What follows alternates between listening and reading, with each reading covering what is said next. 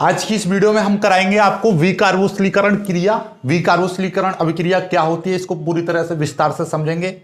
ये very very most important reaction है, very very important reaction. और आपको पता ही है very very most important reaction की ये सीरीज हमने स्टार्ट की थी, तो ये उसकी दूसरी वीडियो है। इसमें दूसरी रिएक्शन करा रहे हैं। पूरी किताब से हम आपको 30 से 35 रिएक्शन कराएंगे। केवल इन 30 से 35 रिएक्शन में आपका 10 से 15 अंक क्लियर हो जाएंगे बोर्ड परीक्षा 2021 में। ठीक है, 2021 में जो हमने रिएक्शन करा देंगे इनसे बाहर नहीं आएंगी। राइट, एक एक रिएक्शन करके समझेंगे। तो इस रिएक्शन में हम विकार्बोक्सीकरण क्रिया समझाएंगे। पहले थ्योरी लिखूंगा, थ्योरी समझाऊंगा, देन उसके बाद में आपको रिएक्शन समझाऊंगा। थ्योरी क्या होती है देखिए, आपको सबसे पहले तो दो तीन चीज समझ लीजिए कि वसीय अम्ल क्या रहता है। वसीय अम्ल, वसीय अम्ल का जो नॉर्मली फॉर्मूला होता है वो होता है आपका R सिंगल बॉन्ड COOH, या हम इसको बोल देते हैं RCOOH। ये होता है वसीय अम्ल। क्या होते हैं वसीय अम्ल? जैसे कि आपका HCOOH, ठीक है, CH3COOH और C2H5COOH, इस तरीके से। और आगे बढ़ते चले जाओ, बुझते रहे हैं। ये फॉर्मिक अम्ल है, एसिटिक अम्ल है, प्रोपेनिक अम्ल है, इसी तरीके से आगे बढ़ते जाते हैं। तो और दूसरी चीज, एक सोडा लाइम क्या होता है वो भी आपको जानना जरूरी है। सोडा लाइम, सोडा लाइम क्या होता है? सोडा लाइम होता है NaOH प्लस CaO का मिश्रण होता है, इसको बोलते हैं सोडा लाइम। राइट, अब अपनी अभिक्रिया पर आते हैं। यह अभिक्रिया कहती है कि फॉर्मिक अम्ल को छोड़कर, यानी कि इस वाली चीज को छोड़कर बाकी किसी भी वसीय अम्ल को, जैसे कि CH3COOH, C2H5COOH, यानी फॉर्मिक अम्ल को छोड़कर किसी भी वसीय अम्ल को सोडा लाइम के साथ गर्म करते हैं तो एल्केन बनती है। एल्केन भी समझ लो साथ के साथ। एल्केन क्या होती है? एल्केन, एल्केन का फॉर्मूला होता है RH। और R क्या होता है? एल्किल समूह होता है। और R की जगह पर आप CH3, C2H5, C3H7, इसी तरीके से कुछ भी ले सकते हो। तो मतलब क्या, जैसे कि CH4, C2H6, C3H8, इस तरीके से जितना भी है, ये सारे के सारे क्या है? एल्केन होती है। भाई R ये है, इसमें एक H और जोड़ देंगे CH4 हो जाएगा, इसमें एक H जोड़ देंगे C2H6 हो जाएगा, इसमें एक H जोड़ देंगे C3H8 हो जाएगा। तो मेथेन, एथेन, प्रोपेन, ब्यूटेन, ये सारी की सारी क्या है? एल्केन है। तो ये आपकी क्रिया क्या कहती है कि कौन से वसीय अम्ल को छोड़कर? फॉर्मिक अम्ल को छोड़कर किसी भी वसीय अम्ल को सोडा लाइम के साथ गर्म करते हैं तो एल्केन बनती हैं। क्या बनती हैं? एल्केन बनती हैं। इसी क्रिया को हम विकार्बोक्सीकरण अभिक्रिया कहते हैं। राइट, इस अभिक्रिया में NOH भाग लेता है, CaO भाग नहीं लेता है। तो आपके दिमाग में आ रहा होगा, चलो मैं अभी बताता हूं, रिएक्शन लिख लीजिए। तो थ्योरी मैंने क्या बोली थी कि फॉर्मिक अम्ल को छोड़कर, यहां पर लिख दे रहे हैं, ब्लू पेन से लिख रहा हूं मैं। क्या लिखवाई है मैंने थ्योरी? फॉर्मिक अम्ल को छोड़कर, फॉर्मिक अम्ल को,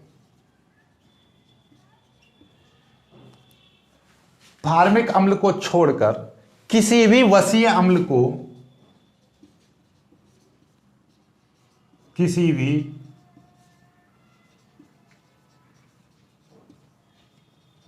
वसीय अम्ल को सोडा लाइम के साथ,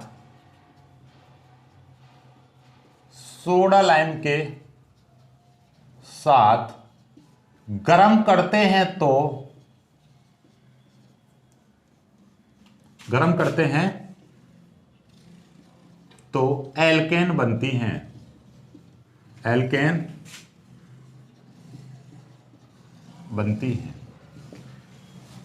क्या बोला था कि इसको छोड़कर, यानी फॉर्मिक अम्ल को छोड़कर किसी भी वसीय अम्ल को सोडा लाइम के साथ गर्म करते हैं तो एल्केन बनती हैं। इसी क्रिया को हम क्या कहते हैं? विकार्बोक्सीकरण अभिक्रिया कहते हैं। नोट करके इसमें हमेशा याद रखना, जैसे कि अब हम इसकी रिएक्शन, पहले रिएक्शन बनाते हैं तब आपको ज्यादा समझ में आएगा। रिएक्शन, जैसे कि हमारे पास रिएक्शन बनाते हैं, रिएक्शन देखिएगा, रिएक्शन कैसे बनेगी। ये दो पदों में होती है क्रिया।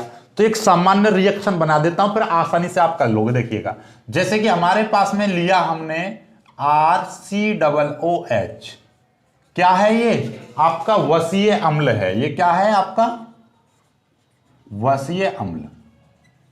और इसकी क्रिया हम किससे करा रहे हैं? सोडा लाइम से करा रहे हैं। NaOH यानी कि आपका ये यहां पे इसमें क्या है? सोडा लाइम है। ये सोडियम हाइड्रोक्साइड नहीं लिखना, यहां पे लिखोगे सोडा लाइम, राइट। तो इसको हमने इसके साथ गर्म कर दिया, तो ये दो पदों में पूरी होती है। सबसे पहले जब हम इसको गर्म करते हैं तो यहां पर क्या है? यहां पर आपका क्या बनेगा? RCOONA।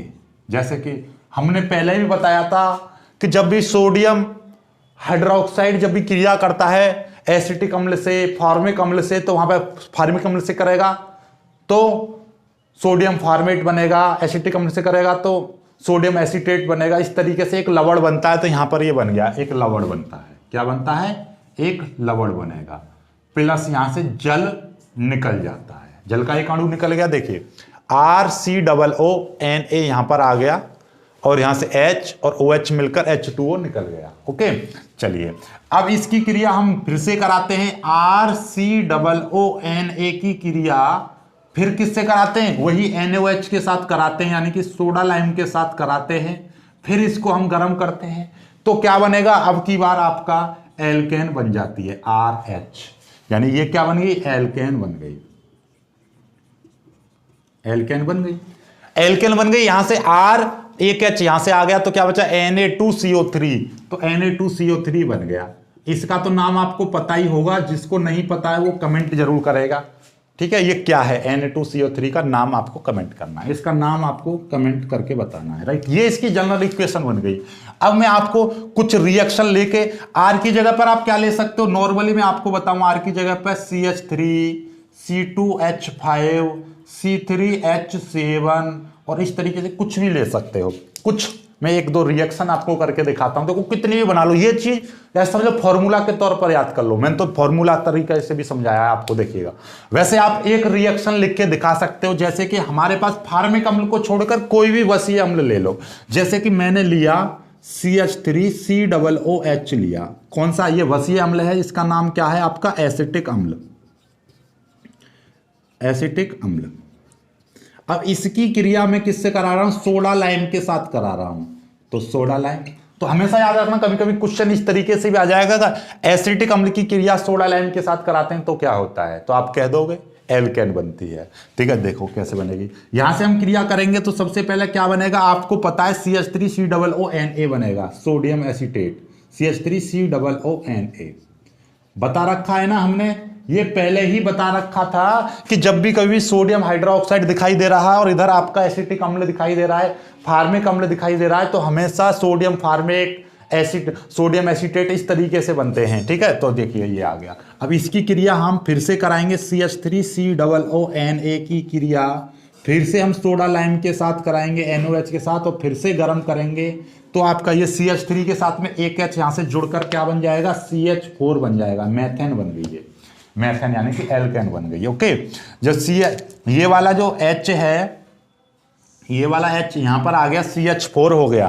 तो यहां से COO एक और मिलेगा, CO3 और Na दो बचे। तो यानी कि ये जो चीज है ये आपस में मिलेगी और क्या बना लेगी? Na2CO3 ये बना लेगा। NaCO3 बन गया। तो ये आपका मैथेन बन चुकी है।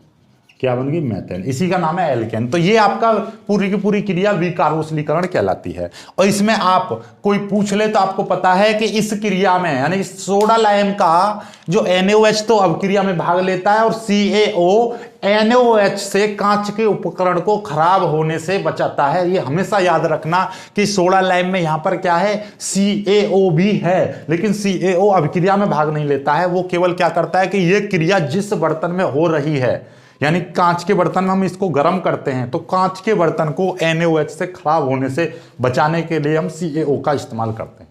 इसीलिए हमने इसके नीचे सोडा लाइम लिखा है, नहीं तो अदरवाइज हम इसके नीचे क्षार भी लिख सकते थे, कास्टिक क्षार लिख सकते थे, सोडियम हाइड्रोक्साइड लिख सकते थे। सोडियम हाइड्रोक्साइड का मतलब क्या है कि इसमें हम केवल सोडियम हाइड्रोक्साइड मिला रहे हैं तो कांच का उपकरण खराब हो जाएगा। इससे बचाने के लिए हम इसमें क्या सोडा लाइम का इस्तेमाल करते हैं, अर्थात इसमें क्या मिला लेते हैं, इसमें NaOH में हम CaO मिला लेते हैं। जैसे हम NaOH में CaO मिलाएंगे तो वो तो मिश्रण कुछ नया हो जाएगा, उसको बोलते हैं हम सोडा लाइम, इसलिए हम इसको सोडा लाइम लिखते हैं, राइट। तो ये आपकी क्रिया है। आई होप कि आपको ये समझ में आ गया होगा। कुछ रिएक्शन अपने आप बना के देखना, यहाँ पर C3H7 कर लो, C3H7 करोगे C2H5 कर लो, C2H5 जैसे करोगे तो यहाँ पे भी C2H5 आ जाएगा, यहाँ पे C2H5 के साथ एक जुड़ जाएगा तो C2H6 आ जाएगा। तो ये विकार्बोक्सिलीकरण क्रिया कंप्लीट, ठीक है, राइट। वीडियो को लाइक करना, अपने दोस्तों के साथ शेयर करना, जो बच्चे नए हैं वो चैनल को सब्सक्राइब जरूर कर लेना। जिन बच्चों ने अभी तक हमारा सेकंड चैनल को सब्सक्राइब नहीं किया है वो सेकंड चैनल को सब्सक्राइब कर लेना। मैथ का वहीं पर कराएंगे, मैथ की इंपॉर्टेंट सीरीज भी उसी चैनल पर चलेगी, लिंक डिस्क्रिप्शन में। बाकी मिलते हैं, बाय बाय।